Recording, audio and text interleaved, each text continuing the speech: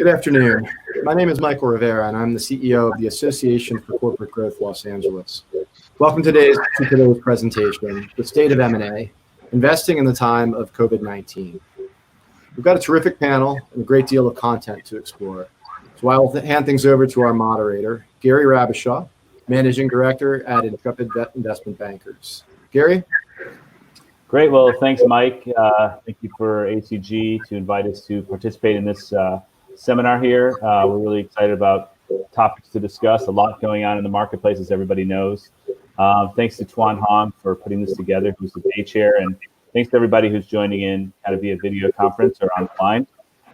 As Michael said, I'm Gary Rabishaw. I'm one of the partners at Intrepid Investment Bankers here in LA.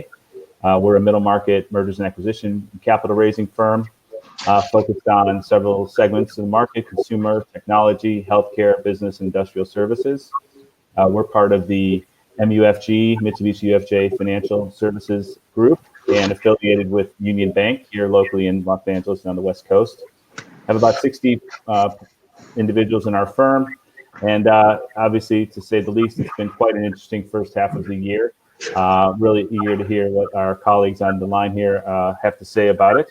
And I just want to add that I hope everybody who's on the line here is doing all right in this pandemic. It's been a very unusual time. It's affected everybody differently. So hopefully on a personal and professional basis, everybody's doing as good as can be expected.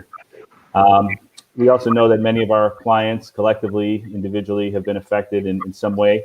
And so hopefully today's discussion can provide some insights on how some professionals in the deal market are adjusting what we're seeing and kind of what the outlook is for the future to the best of our ability. So really want to plan to talk about three main topics today, or three buckets of ideas. The first is really kind of a look back over the last 60 to 90 days, this sort of tumultuous period, and how people have adapted in their firms and in deal making. I'll talk a little bit about what we're seeing today in the market. Activity seems to be coming back. It's definitely different than it was, and everybody's sort of trying to understand the new normal and what's the playbook. And then try to the best of our abilities, again, talk about maybe what we see for the balance of the year and into 2021.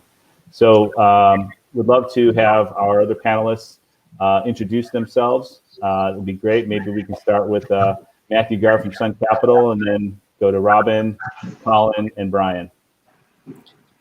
Thanks, Gary. My name is Matthew Garf. I'm with a firm called Sun Capital Partners. Sun is celebrating its 25th anniversary this year. We are investing Fund 7, which is a $2.3 billion fund. We have about 33 companies in our portfolio, ranging across a variety of industries.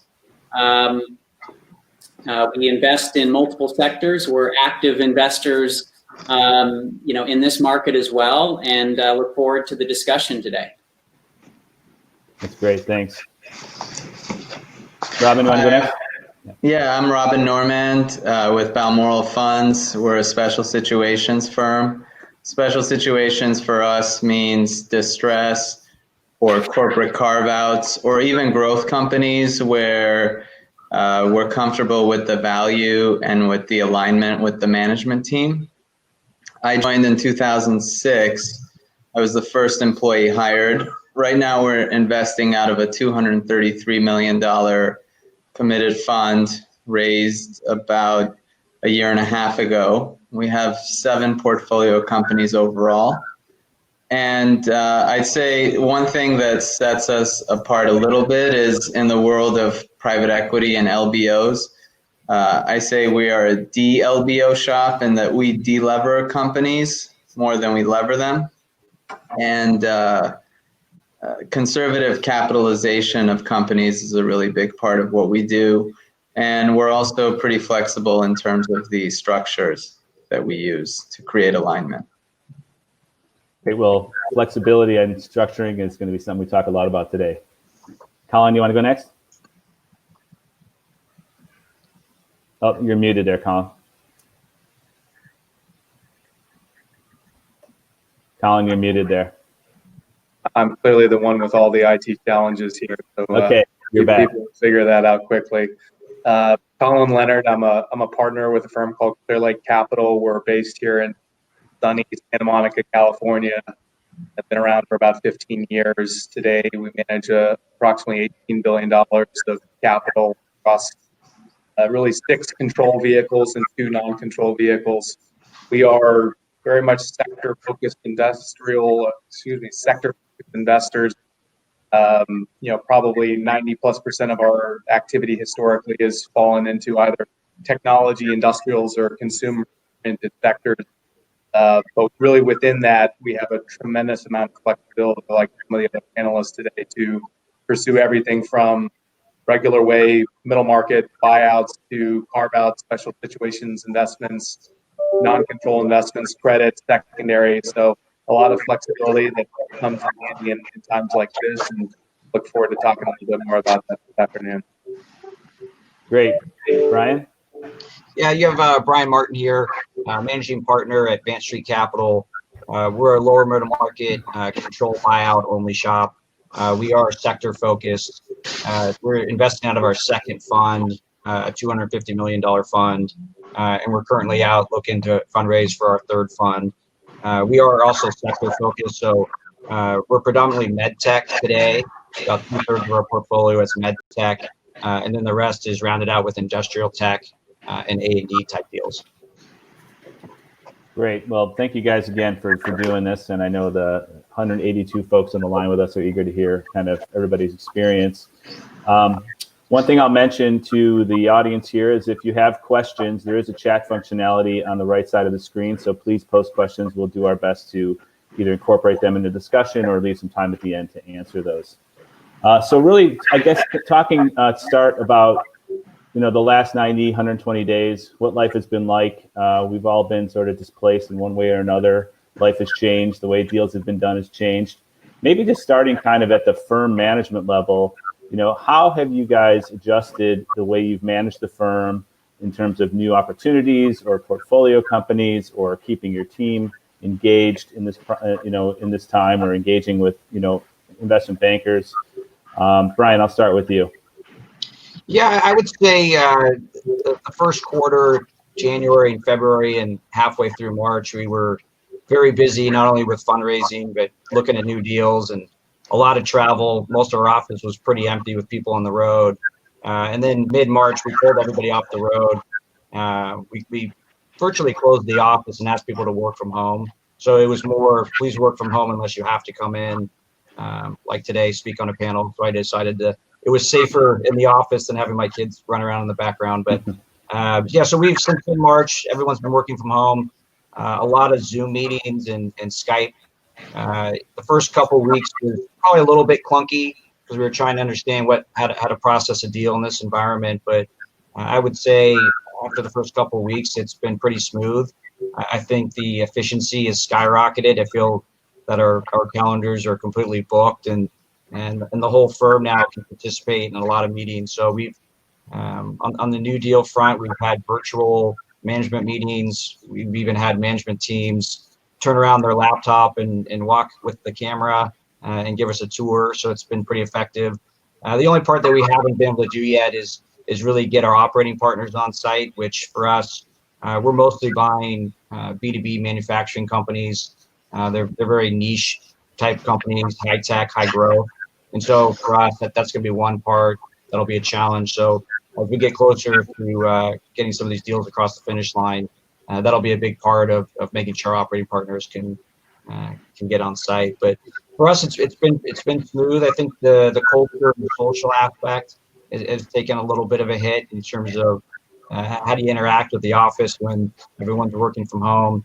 But just even yesterday, we had a company-wide cocktail happy hour lunch where we all went to one of the partners' house and were able to social distance, but keep that part of the office going, because it's a really important part of Vance Street is the culture and the people, and so we want to make sure that's not lost during this time. Yeah, that's great. We've been trying to do a lot of the same things. Maybe Colin, just how I assume you've been doing a lot of the same type of things, and if there's anything that you guys have done that's really unique or different in that respect in terms of what Brian just said, feel free to raise that. But I was going to ask sort of, how has the firm maybe shifted the way you've looked at investment opportunities in this time, and any strategy shifts, more flexibility? Again, how have you looked at maybe new inbound opportunities that came in when you couldn't visit the company? Maybe talk a little bit about that over the last sort of 90, 120 days. Sure. Yeah. Well, look, obviously, like everyone on the Zoom here, both presenting and on the other side of it, the first few weeks was all about safety. Safety of employees here at Clearlake, safety of the employees that we have at our 30 plus portfolio companies. I don't think any of us have really managed through something like this in the past. So we were kind of learning on the fly, learning from each other, learning from our peers in the industry, trying to find best practices wherever we could find them, right? We have a lot in technology, a lot in manufacturing, but not really the eye of the storm, if you will, or maybe the brunt of the storm from a consumer-facing safety perspective, but still lots of employees where we had to look out for, employee safety first and foremost. But really after that, we went on the offensive, and starting in about mid-March, we kind of opened up our latest control fund and our latest non-control fund, and we've been very active on the secondary market. So for us, when times get really jittery like this and new deal volume all but dries up, we're out there in the secondary markets. We've deployed something just over $2 billion of capital in the secondary markets in the last 3 months. So we've been about as busy as I can remember, but the nature of what we're doing obviously has changed pretty dramatically, right? We're looking at capital structures of businesses that maybe we looked at 5 years ago, maybe their competitors, businesses previously owned, wherever we can find a unique perspective there. But certainly the nature of what we've been doing has changed pretty significantly over the last 3 months, and it's going to change again over the next 3 months, right? This is a very, very dynamic environment we find ourselves. Yeah, I know having done this through a number of cycles, and maybe this one's different just in the nature of it, but seeing funds shift from control to minority or from equity to debt, and having that flexible mandate sounds like it's going to be really helpful in terms of getting deals done. Maybe Matthew, you can talk a little bit about kind of the way that you address sort of your portfolio. If you want to talk a little bit about how you address your team, kind of in the the initial phases here as things were getting shut down and the obvious dramatic shock to companies' performance was apparent. How did you address that? And kind of, if that's sort of something that's already done, how have you, again, I know you mentioned you bought a company that you had met in quarantine. Maybe talk a little about how that came together. So those two topics, kind of one is, how did you address your portfolio, and are you still addressing it? And two is, how have you sort of done new investments in this time? Sure. So Sun Capital's heritage is buying distressed businesses. Admittedly, we deviated from that. So the last several years, we've been buying healthy companies, but our heritage in focusing on day-to-day cash really comes to the surface when several of our portfolio companies were affected directly by COVID. We own restaurants, we own retail, we don't own any fitness companies or any theaters, but we own enough restaurants and retail to have overnight been affected. And so we moved into, immediate action where we were on the phone with our portfolio companies, helping them analyze their cost structure and immediately take out costs. That process took place for a couple weeks. And then thereafter, across our whole portfolio, we're on the phone with our companies on a weekly basis, looking at their weekly cash flow, so that we can report that information to our investment committee, who ultimately has responsibility for the portfolio. What I think is a little bit more interesting is what we have termed phase 2, which started a few weeks ago, and that is spending time with our portfolio, thinking about how they should operate and plan for life post-COVID. And so that not only addresses safety measures for reopening retail or reopening restaurants or reopening offices. But it also addresses taking a hard look at cash drains that come from, landlords now saying, okay, I want my money, vendors saying, okay, I'm done being stretched, and lenders saying, okay, I'm not going to give concessions anymore. All of that phase two, as we call it, is starting to bubble to the surface and will, I think, be full throttle over the next several weeks. And that comes with serious cash demands, and we're working with our portfolio, particularly the ones that are directly affected, on a day-to-day basis to make sure that they're planning appropriately, that we're getting the most out of landlords, we're getting the most out of vendors and our current lenders. So that's what I would, address in terms of our portfolio. In terms of your question on new deals, we're actively looking at new deals. In fact, a couple of weeks ago, I closed a deal where, never met the team, never interacted other than Zoom, and still haven't met the management team. It was an eye-opening experience, but nonetheless, we are excited about this deal. I would announce it, but we haven't yet announced the deal because the company's still finalizing some negotiations with landlords. Mm-hmm. But it's a specialty retailer in a segment that I think will last through the retail turmoil that we're experiencing, because it's got a reason to exist. It was a family, a family-owned business where the family needed help and guidance through what is COVID and what we all recognize will be a recession on the other end, or at least we think there'll be a recession on the other end. I'm going out on a limb. We'll get to the crystal balls in a little bit. Yeah, but the point is this family needed support to get through cash burn and needed support in how to think about managing through it. And so, we're actively looking at other deals. Admittedly, the deal flow has shrunk because discretionary sellers are choosing to sit on the sidelines right now. But there's plenty of deal flow of sellers like the one I just mentioned who want a partner to make it through this, this challenging time. Yeah, no, that's interesting perspective and accurate and similar with what we're seeing. I actually was reading a Bain study that I was going to mention a few statistics that I saw, which has showed that, PE activity is down 60%. This was through April year to date. So that, covered, I think, a fair bit of the first quarter that wasn't really as impacted, although, some of this stuff arguably began really late last year.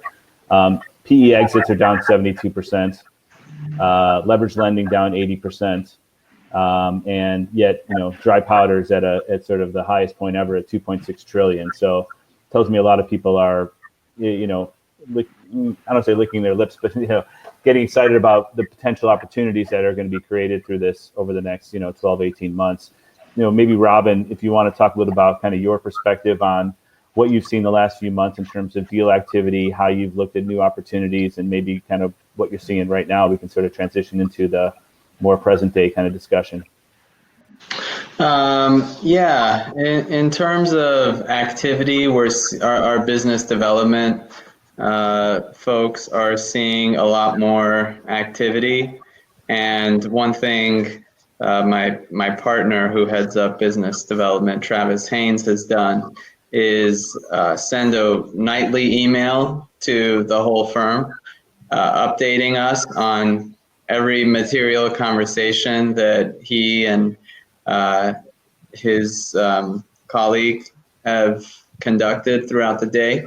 And so we're seeing some recurring themes. Like Matt mentioned, there are companies, might be in the sort of hospitality, restaurants, gyms category, that actually were quite valuable. And now they're not on their behind, but they're, from an equity value perspective, there's definitely been a lot of deterioration. And they just want to make sure they can protect that And so they're looking for sort of a structured solution to shore up their balance sheet to make sure that they make it out to the other end, which is something we've done a fair bit of, and why some of our portfolio companies were able to get PPP loans, because we have, in some cases, less than 50% ownership of the common equity, where management owns more than 50%. And in fact, in our best deal, which was a 2009 deal, management owned 30%. Sorry, we owned about 30% of that company or less. So we see structures becoming very important, especially for these rescue financing type opportunities. We see corporate sellers looking to weed out distraction that small non-core divisions might create. And I saw a report by Goldman Sachs about a month ago that they should do very well in this market, because they advise corporates quite a bit on that kind of divestiture activity, which they see increasing. So certainly we have to watch out for how COVID could affect businesses and various industries. But it's, for us as value investors, it's really a question of price. We're not looking for cheap, because, as I like to say, cheap can be expensive. Or to use a metaphor that I used to use pre-COVID, but maybe carries a little bit more meaning now, is, there are all sorts of toilet paper grades available. And I personally hope this isn't TMI, but I prefer indulging in the higher tiers. So if someone came to me and said, look, I can get you 25-cent roll toilet paper for 5 cents a roll, I would say, that's great, but I'm not interested. If you can get me $2 toilet paper for $1.70, that's a lot more interesting, even though the discount isn't as large. So we are fairly, we are looking for good companies that we can buy at good values, and we're seeing strength in our portfolio. Even, I mentioned we have 7 companies. We sort of characterized it as 3 companies that were more at risk, 2 companies that were doing even better in COVID, and then 2 companies that were too early to tell. And what I found over the last 60 days is we're sort of upgrading companies in the lower tiers to higher tiers, and even the prognosis for each tier seemed to be improving, which is an unexpected positive surprise. That's great. So thank you. I think there's probably a point in March or April where we would have paid anything for a roll of toilet paper, but we won't reopen those memories. So talking a little bit about process of the way that you guys look at deals, the way you process the opportunities, sort of from A to Z, if you will, and knowing that there's restrictions on travel, you can always be in front of a team. Due diligence providers are doing things remotely. How have you been able to navigate this, and have you changed, any of your internal processes with how you communicate with your investment committee or your LPs or the firm or your advisors, through a process? Maybe Colin, if you want to talk about that one. Sure. Yeah, I think unlike Matt, we haven't yet gone full soup to nuts diligence to close on something in the COVID era. So a little bit of this will be projecting or prognostication. But look, I think candidly, there's a lot of the diligence process that used to be done in person that doesn't need to be done in person, that it's kind of superfluous. We all collectively subject ourselves to a lot of painful travel, some of which is critical, some of which I don't think can be replaced readily or easily, and some of which is a total, whether it's ego or whatever, we do it just to do it. I think COVID's going to change that. I think it's going to be a lot of this stuff that is now done remotely. and people just feel comfortable to rely on their advisors, rely on Zoom for a big chunk of the diligence. But then there's going to be other pieces of it, which, that conversation with the CEO about their long-term plans and your business plan and where you guys truly agree and disagree, the compensation issues with the CEO. There's no way to do that over Zoom or webcam or whatever we're using. You got to do that in person. So I think for us, we'll hop on the plane. We'll make sure that we get in front of the right decision makers for the critical part of the process. But I think this is going to be an era where, whether it's us or the other side, the other counterparty, people are going to be a lot more sensitive to unnecessary human interaction for an extended period of time. So 60-70% of a diligence process might go virtual, but there'll still be a piece that we have to get out there. And maybe it's not shaking hands, maybe it's an elbow bump or a wave across the room, but there'll be some in-person stuff that needs to get done. Brian, what are your thoughts on that? Yeah, pretty similar. I think of the vast majority of the diligence, when you talk to all the different service providers, and whether it's Q of E or legal and background checks, there's a lot of the diligence you can do from your desktop for sure. I think the business development front will be interesting to see how that pans out.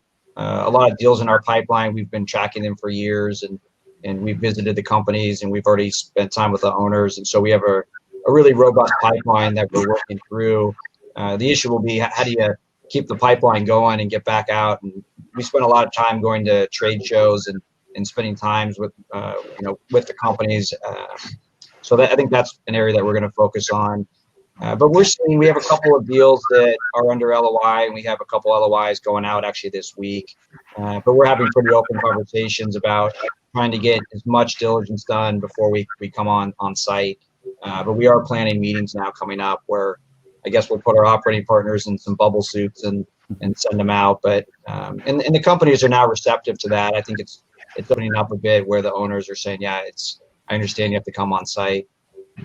But yeah, pretty similar to what Colin was saying. There's a lot of unnecessary travel. I think we're realizing that we can do a lot of board meetings and different things on Zoom pretty effectively. So I think that will change going forward. Yeah, we may all look back at this a decade from now and say that may have been the best thing that came from this, is that we actually got smart about how we used our time. Bankers were generally on planes no matter what it is, and in-person meetings took the place of took the priority, and it may not be necessary. But I guess maybe just a quick yes/no question. Would you guys, talking about due diligence, when you think about sort of pandemic risk, right? Not something that was really talked about, not something that was really diligenced. Will that be a core part of your due diligence plan going forward? Maybe a quick yes/no. Matt? Yes, although that what is the actual focus is probably more about sourcing risk tied to China, for example, but not necessarily planning on the same type of closures across the board with retail and restaurant. Otherwise, if we factored that in, I don't know that we'd ever do another, multi-location deal again. So I imagine the answer is yes, but it's probably in a different way than maybe you're asking the question. Got it. Colin? Yeah, I would say I would agree with that. I think this is for us, it's more it's an exogenous risk evaluation opportunity now, and the businesses that probably the majority of us will want to partner with going forward will be able to look back and see how they performed over COVID.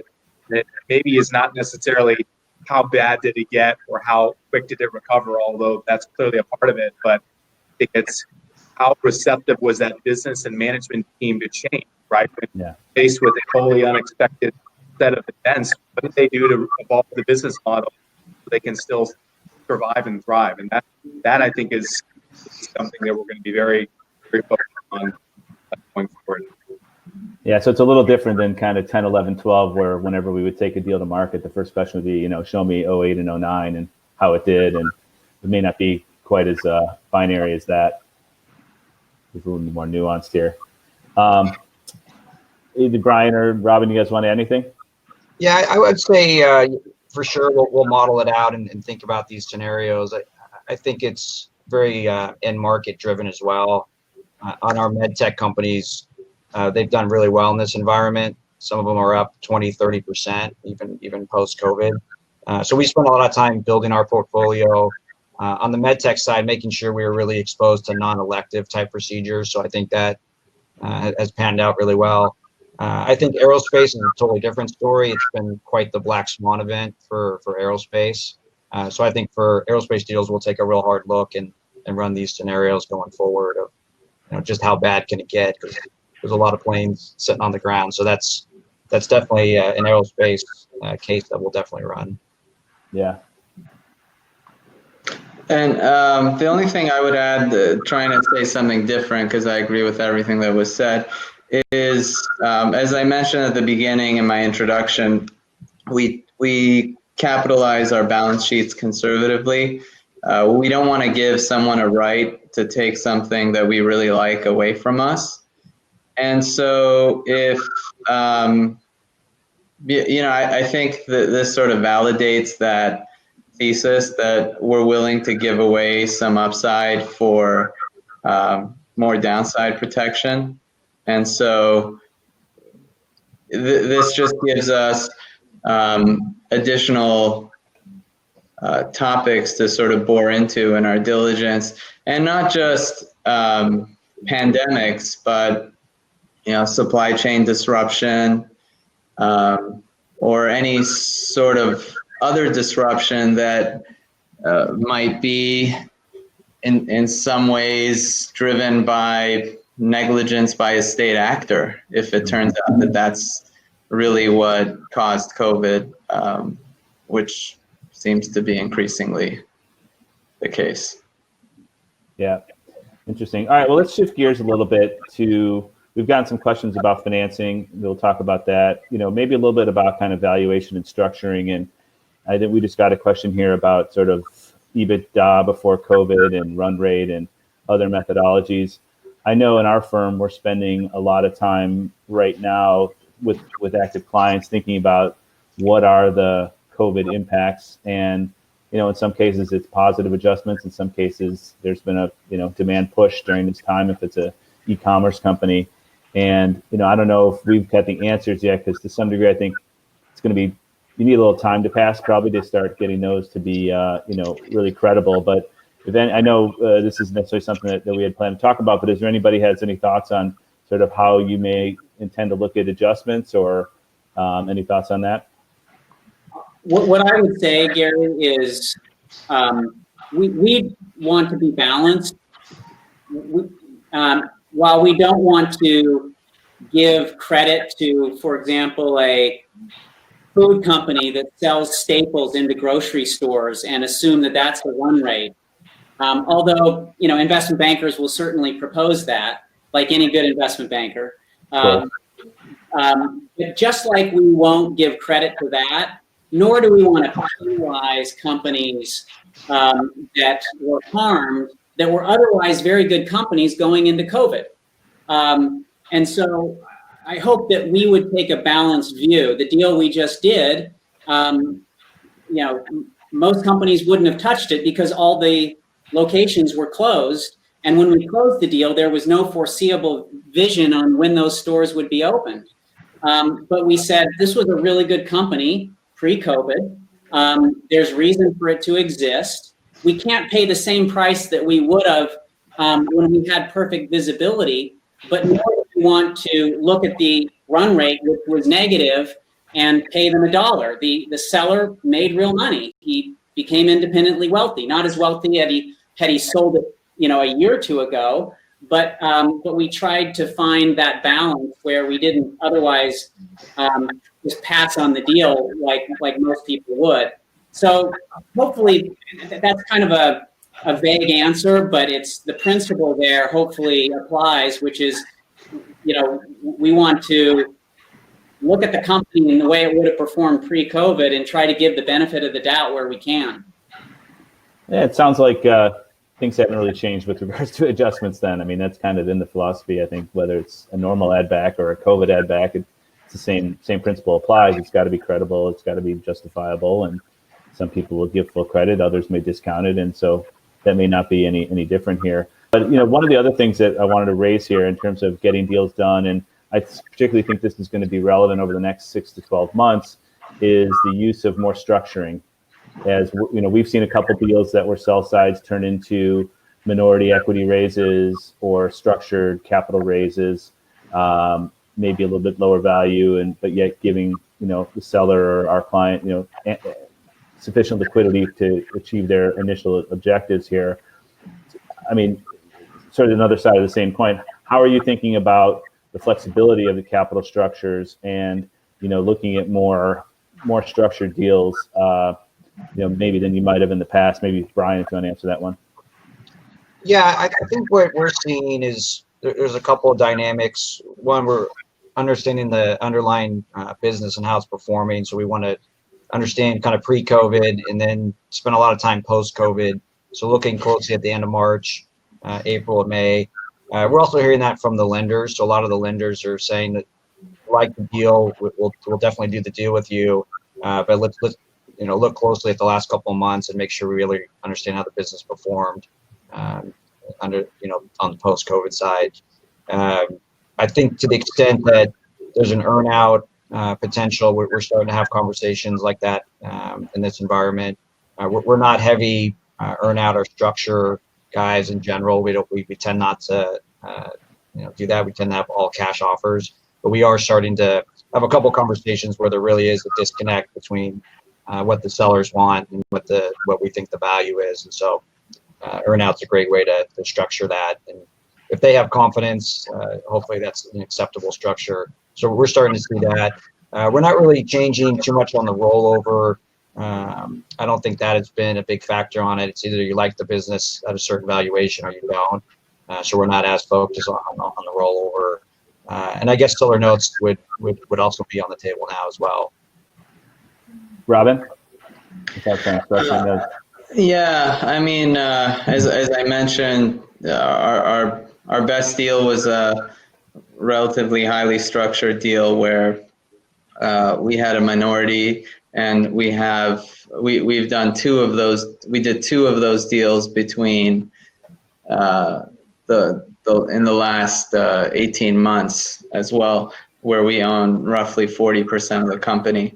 So we're typically not buying businesses from founders because these typically are businesses that have had some bumps in the road, and we don't think that we're whiz-bang geniuses by any stretch of the imagination.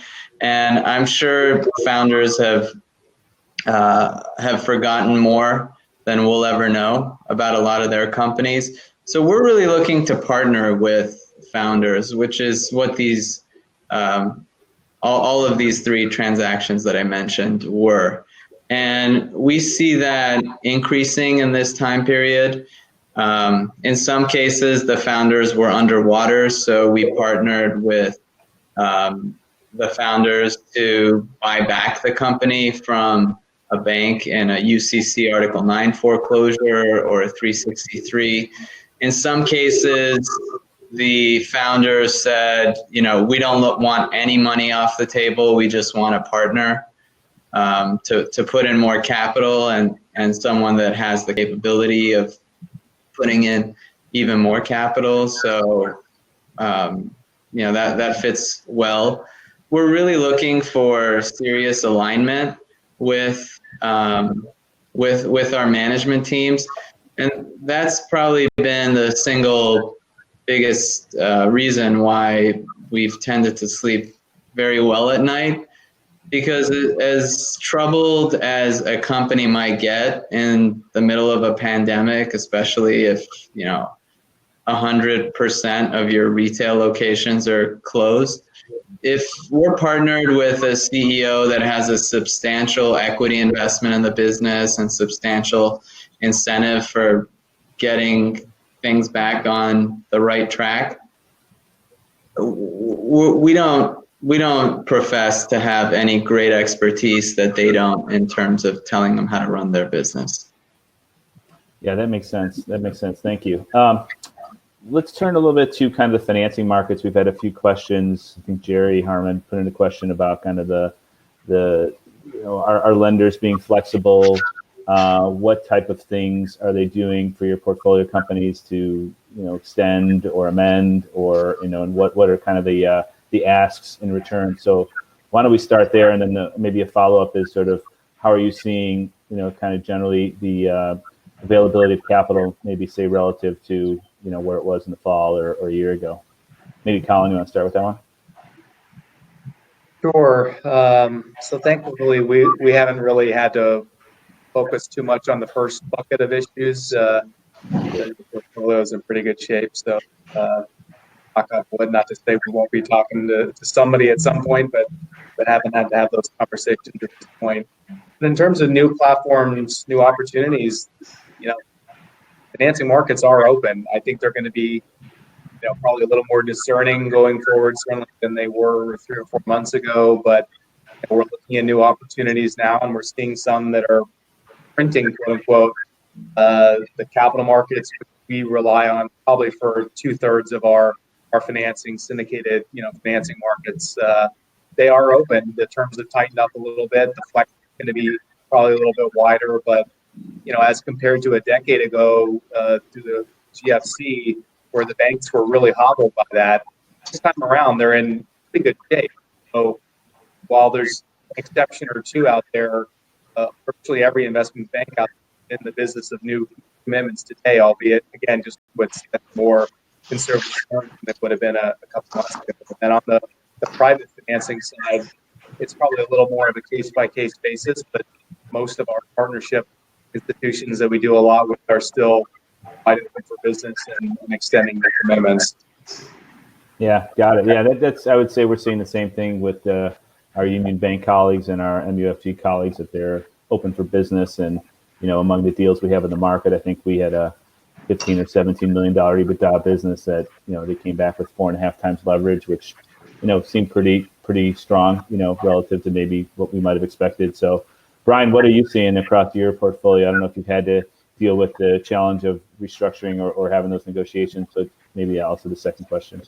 Yeah, our portfolio is really well positioned. We're really happy how it's performed. When we put the portfolio together, our average debt to EBITDA at acquisition was 4.5 times. That was how the portfolio was put together. We are buying mostly from families and doing corporate carve-outs, so we tend to have pretty nice tax shelters and benefits as we put the structures together. So our fixed charge coverage ratios are very healthy. Most all of our companies are 2 to 3 times fixed charge coverage ratios. So the portfolio is doing well. A couple on the aerospace side, we have been working with the lenders and talking about forecasts and how to model out the scenarios. But we have really good relationships with all the lenders, and they're very happy with how we've performed. We do spend a lot of time with our companies almost every day talking about what they're seeing. But today our average net debt ratio across the portfolio is 2.8 times. So the portfolio has done really well, and it's deleveraged since we put it together. So really, we're not in any kind of turnaround or workout situation today. So that's a good thing. We actually have all of our revolving lines of credits open. We have not pulled on any of them except for one of the companies on the aerospace side, just to be cautious. But all the other companies have good cash balances and good relationships with the lenders. So we're in good shape. On the new deal front, we're seeing about a half turn pullback, I think, in terms of leverage.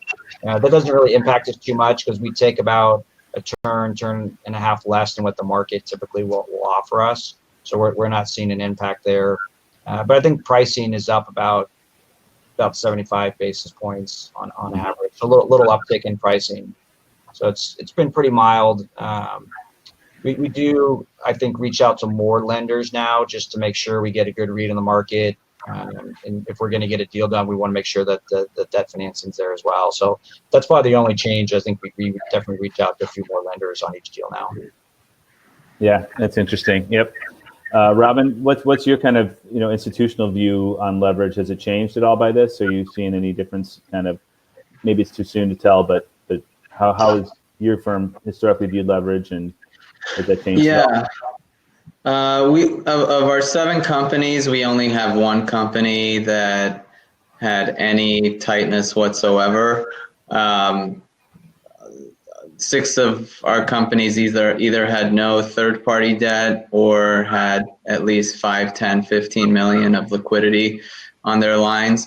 There was one company that anticipated, our 7th company anticipated that they might have some tightness. So we sort of played a backseat sort of advisory role, not really doing much because the management team did such a good job reforecasting the rest of their year, and in typical fashion, sort of sandbagging, which has made the last couple months easier to deal with. It's always nice to get some positive surprise, even if the baseline was set a little overly low. But what we did there is that the company forecasted that they might get up to $7 million out of their ABL formula. And so we went to the bank and said, why don't we split this 50-50? But we don't want to put money into the company. We want you to put $7 million into the company, and we'll give you the equity investors, which included management and Balmoral, would give you $3.5 million of a letter of credit. And once we get out of this sort of over advance period, you give us our letter of credit back, and we're back to where we were before, which has some nice advantages because, God forbid, if there were a bankruptcy, I think we would be protected. And because it wasn't really a company deal, it was equity owners having a deal directly with the bank. And what I mentioned about sandbagging, last I heard the company had 15 million of excess liquidity. So it's always nice to get the extra flexibility. And if you've had a portfolio company that has consistently overperformed for a lender, they tend to give you the benefit of the doubt when something like this goes wrong. Yeah, no, those relationships are key. Shifting a little bit now to just LPs in terms of what you're hearing in terms of the fundraising environment. It sounds like a few of you just recently raised funds, but or their appetite for new investments or co-investments. Brian, are you seeing any change in the behavior of LPs? Any change in the appetite, more or less, or what they're looking for? Yeah, we're right in the mix of it because we're actually actively fundraising for Fund 3. So we started fundraising in January. So we're hard at it for 2.5 months before we got pulled off the road. But we're seeing strong demand. I think we had a really solid first close just recently that was over what our initial target was, and in terms of first close. So we're seeing the demand. We're definitely hearing a couple LPs where they might be on hold. So it's more of a firm-wide decision at some of the LPs where they're saying we're just focused on the portfolio. So we hear a couple of comments like that, but for the most part, it's business as usual. We got a lot of Zoom meetings taking place, and we even closed with new LPs coming in that had never done an on-site and we had never met in person. So kind of like the deal flow side, people are trying to find ways to get deals done and deploy capital. So we're seeing the market strong. And on the co-invest side, we do run a heavy co-invest program.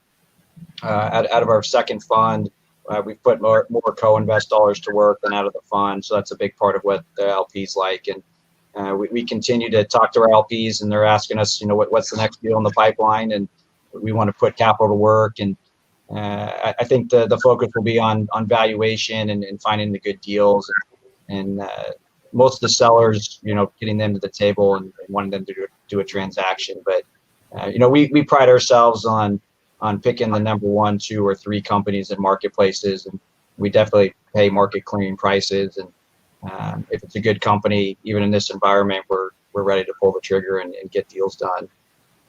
Yeah, that Bain study that I referenced earlier mentioned in April that only 1/3 of LPs said it was sort of business as usual, and that they're and the rest are kind of either not doing anything or sticking to existing funds that they're in. I suspect, that was a pretty different time in the stock market. Even the 2-month rally has helped maybe open up the coffers a little bit in terms of LPs. Colin, what are you seeing, from the folks you talk to? You mentioned you just closed the fund, so you're not in the market raising, but are your LPs kind of excited to put money to work?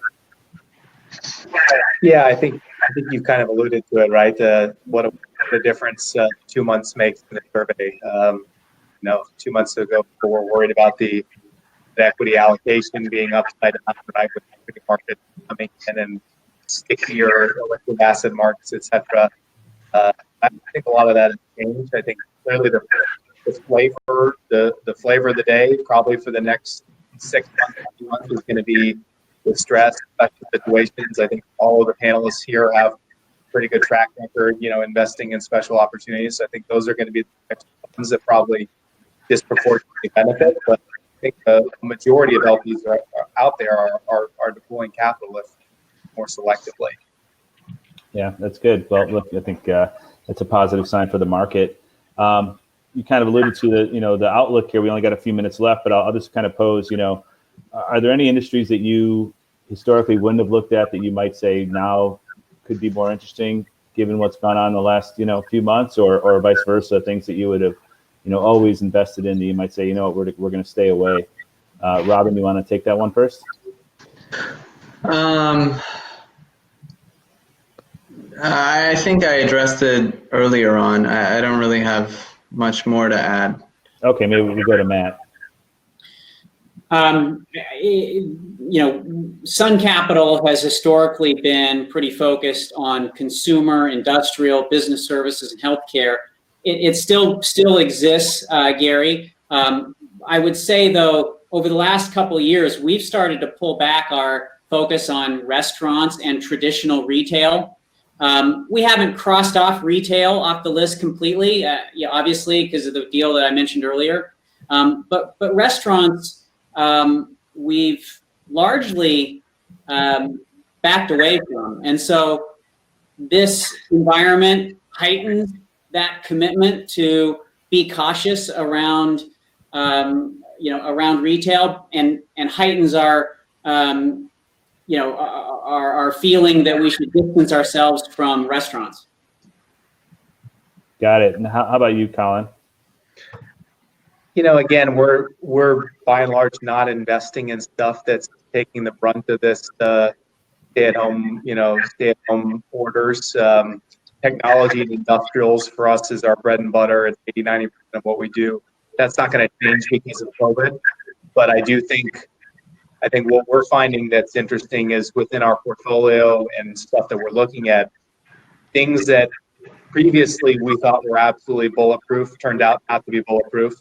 Things that we thought might cycle, substantially in a downturn, in some cases aren't cycling as hard as we would have thought or had guessed. So I think within the core sectors, we're learning all sorts of new stuff about these subsectors. And so I think certainly there will be maybe a reordering of priorities. But for us, it's the same sectors are going to continue to be where we're focused pre-COVID and post-COVID. How about Brian? Yeah, our approach is not going to change. We buy highly engineered solution companies. They're mostly B2B manufacturing. Almost all of our business we're deemed essential in this environment. So it's in terms of the mix, that might change a bit. So we're predominantly med tech, industrial tech, and A&D. And if you look at our pipeline today, all the med tech deals have shot to the top of the list. So I think that's more of our focus in this environment. Got it. We're getting to the end here, but I know I was just cycling through the questions here. A couple folks asked a little bit about rep and warranty insurance. I'm just curious. It sounds like, Matt, you're the only one who's closed a new platform here in the recent past, but have you been in contact with rep and warranty providers? Are there changes in sort of how they're looking at these types of risks? Is it the underwriting different, or any kind of notable changes there? Said shortly, yes, we got rep and warranty insurance. Very similar process. In fact, it was a quicker process because they're reviewing fewer deals. So we got rep and warranty insurance in half the time we normally do. And they were always wary of pandemic risk, and they're certainly not changing that view now. Got it. One other question I thought was interesting. We're actually in a bit of a hiring mode right now. We just added 6 new analysts. We got another MD that we're talking to that does more distressed and restructuring. How do you guys sit in terms of your teams? Are you looking to continue to grow the teams? Are you going to wait for the market to rebound here or deal flow to pick up? How's everybody kind of viewing that? Whoever wants to answer, I guess. We were pretty happy with our team, although I think we're going to want to expand over the next 12 months or so with at least one sort of associate or so hire. The other hire that we would be open to is an operating partner. We seriously considered someone recently, and the other more sort of temporary hire could be someone on the business development side that might have particularly strong relationships sourcing deals out of lenders and special assets groups, which have largely been disbanded in the last 10 years or so. So it's a little bit of a different challenge. Got it. Anybody else, any thoughts on that?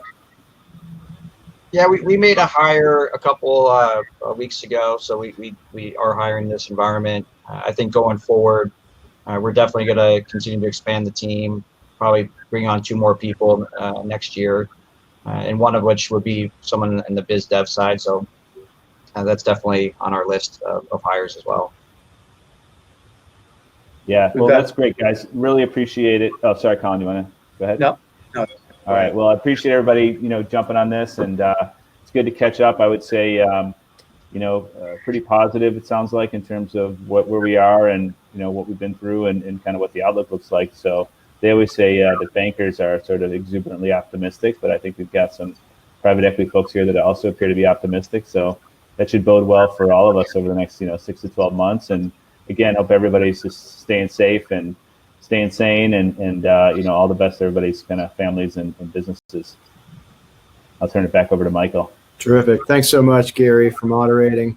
A couple of housekeeping notes. I just want to recognize our sponsors for today's presentation: Greenberg Glusker, Shepard Mullen, Duff & Phelps, C-Suite Financial Partners, and Linco Supply Chain Solutions. As for the upcoming ACGLA calendar, I'll point out 3 things. Our next CEO Roundtable webinar takes place Wednesday, July 1st from 4 to 5 p.m. Finalizing the panel on that now. More information coming on your email. For those PE and investment bankers, ACGLA Virtual Deal Source will take place on July 7th and 8th from 3 p.m. to 6 p.m. on both days. Again, look for the invitation, should be coming out early next week. And on Thursday, July 9th, please join us for a healthcare panel. With the onset of COVID-19, healthcare is certainly undergoing some fundamental changes, and we'll have an opportunity to hear from both healthcare investors and operators. Again, look for emails on that coming out soon. So on behalf of ACG Los Angeles, I'd like to again thank Gary, Colin, Matt, Brian, and Robin. Guys, thanks so much for leading the panel.